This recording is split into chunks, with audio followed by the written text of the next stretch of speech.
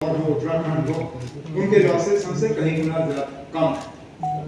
और जब तक हम इस सूरत हाल पर काबू नहीं पाते तब तक हमारी हालत पतली रहेगी। हमारी फिलहाल एटीएनसी लॉसेस जो है वो 50% के आसपास है। मतलब हर रुपए जो बिजली हम फराहम करते हैं उसमें से 50 पैसा जो है हमारा नुकसान है। अब आहिस्ता आहिस्ता इसको हमें कम करना ही होगा और अपनी जो नेबरिंग स्टेट्स हैं उस लेवल पे लाना होगा। उसके लिए ये स्कीम जो है ये इम्प्लीमेंट किया जा रहा है। अब ऑनरेबल मेंबर साहब की तरफ से जिन्होंने ये सवाल उठाया, खर्चात ये है कि वक्त पे पूरा होगा नहीं। हम अपनी जगह मुतमईन हैं कि हम वक्त पे पूरा कर लेंगे। इसमें डिले इसलिए नहीं हुआ कि काम में तेजी नहीं आई, डिले इसलिए हुआ कि टेंडर में लोगों ने हिस्सा नहीं लिया। 3 बार इसको हमें टेंडर करना पड़ा, तब जाके ये अलॉट हुआ। अलॉट होने के बाद जो हम असेस कर रहे हैं काम में फिलहाल स्पीड में ठीक है। ये काम एग्जीक्यूट हमने ये बांटे हैं मुख्तलिफ कंपनियों के बीच में। कुछ हमारे अपनी कंपनियां हैं जम्मू कश्मीर की, कुछ सेंट्रल पीएसयूज हैं। डोडा में जो काम कर रहे हैं वो सेंट्रल पीएसयू है, directly under ministry of power. उनके साथ हमने टेकअप किया है। जहां जहां कहीं पे काम में हमें थोड़ी सी दिक्कत आ जाती है या काम में थोड़ा सा रफ्तार कम आ जाता है, हम उनके हवाले ये बात करते हैं जनाब ये काम में थोड़ी सी तेजी लाने की जरूरत है। और उन्होंने हमें एश्योर किया है कि इस आरडीएसएस के कंप्लीशन से पहले जो है ये मुकम्मल हो जाएगा। जहां तक ऑनरेबल एमएलए साहब जो आपके पीछे हर सवाल में जो है उठ जाके फिर बात करते हैं, मैं मानता हूं ना अगर सारी जगह ठीक हालात होते तो आज हमारा 50% लॉस नहीं होता।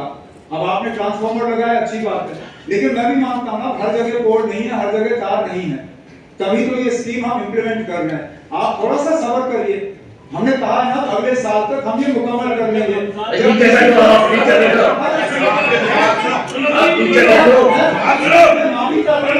आपको सुनने आप क्यों गुस्सा हो रहे हैं? मेरे इलाके में बिजली नहीं है।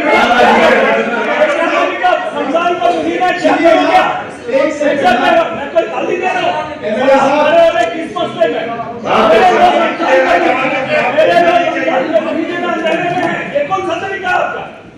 ये कौन सा हमारे चीफ साहब डिसेंसी अपना हाउस देखो आपको मैं क्या बोल रहा हूं? पूछ लीजिए अंधेरे में लोग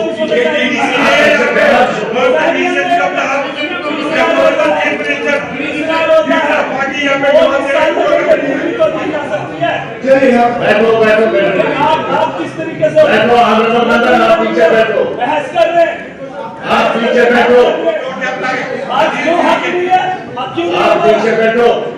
रमजान का महीना ये बात बंद करो ना, बंद करो।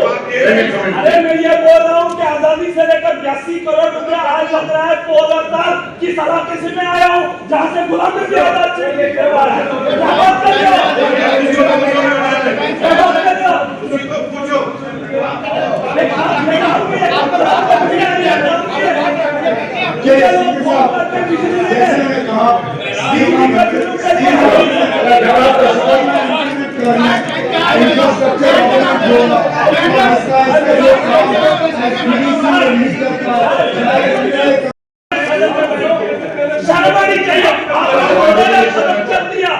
आपने पूरा चुनाव खत्म कर दिया 80 करोड़ की लागत से।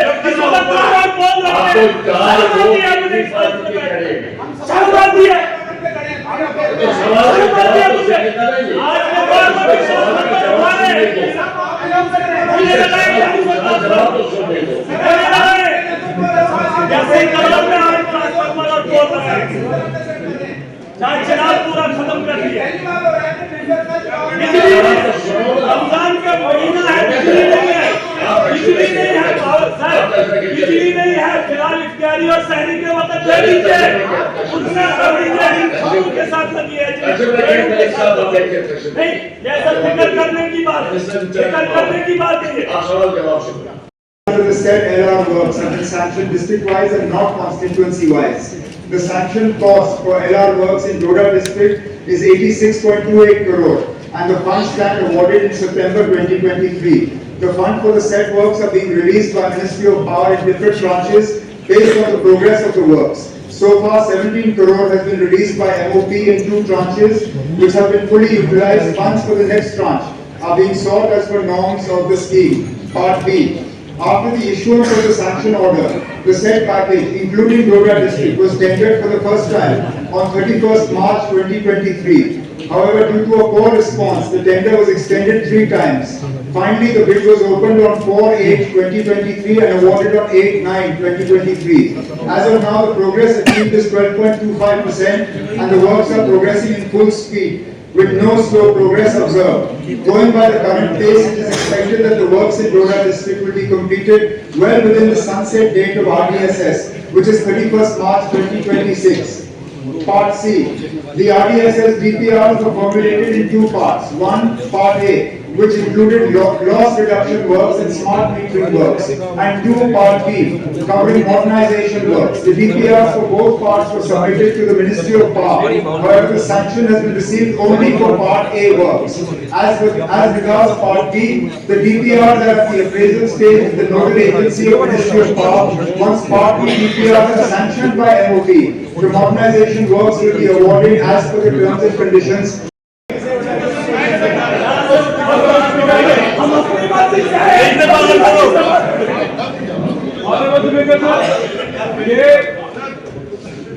ऑनरेबल सीएम साहब रिप्लाई दे रहे थे, हम बड़ी ध्यानपूर्वक इसको सुन रहे थे, लेकिन कुछ लोगों की मंशा है कि डिस्ट्रप्शन, हर बात पे बातचीत, यहाँ पे शोर हंगामा।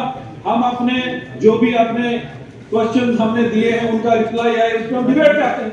और मेरा दूसरा सप्लीमेंट्री सर ये था इस पे कि जम्मू कश्मीर में 20,000 मेगावाट का हाइड्रो पोटेंशियल है। ये मैं इसलिए पूछ रहा हूँ कि ऑनरेबल सीएम साहब ने रिप्लाई करना है, ये सीएम यहाँ पे रहे हैं पहले पूरे जानकार, क्या कारण है कि हमारा अगर 20,000 हाइड्रो मेगावाट का पोटेंशियल होते हुए और उसमें 16,000 मेगावाट का आइडेंटिफाइड हाइड्रो पोटेंशियल हमारा है, जिसमें 1100 मेगावाट आज तक हम स्टेट सेक्टर में कर पाए हैं। मैं पूछ रहा हूँ क्या कारण रहे हैं, वो सीएम साहब बताएंगे ताकि हम सच रिलायंट हो जाए कि हमें बाहर से मांगने की जरूरत। सर, पहली बात तो जो ऑनरेबल एमएलए साहब हमसे नाराज हैं कि हमने उन्हें दूर किया।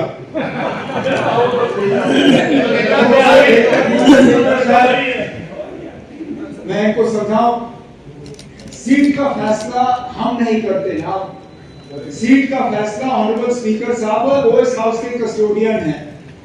मेरा बस चलता तो मैं आपको यहाँ बिठा देता, स्पीकर साहब ने आपको वहाँ बिठाया, लेकिन आप मान के चलिए आप हमारे दिल में बसे हुए हो, ऐसी कोई बात नहीं है। अब रही बात एमएलए साहब शब्दी परिहार साहब की, सवाल डिस्ट्रीब्यूशन को लेकर, सप्लीमेंट्री इन्होंने जनरेशन को लेकर पूछा। अब कुछ हद तक जनरेशन की बात जो है, मैं जब ग्रांट एलजी एड्रेस पे बात होगी, बजट पे होगी। In September 2023, Dawar village in Gurez was honored with the Best Tourism Village Award in the Gold category by the Union Ministry of Tourism. This accolade highlights the village's cultural richness and tourism potential. To promote Gurez as a new tourist destination, the Department of Tourism Jammu and Kashmir has taken several initiatives. In 2024, commercial rafting was started in Gurez for the first time ever. Besides, during the current financial year, the Department of Tourism J&K has projected the work with upgradation of Gurez as an off-peak destination under the current year capex budget 2024-25. Part B. Tourism Department shall examine the need for establishing a tourism development authority for Gurez, and the matter shall be considered appropriately.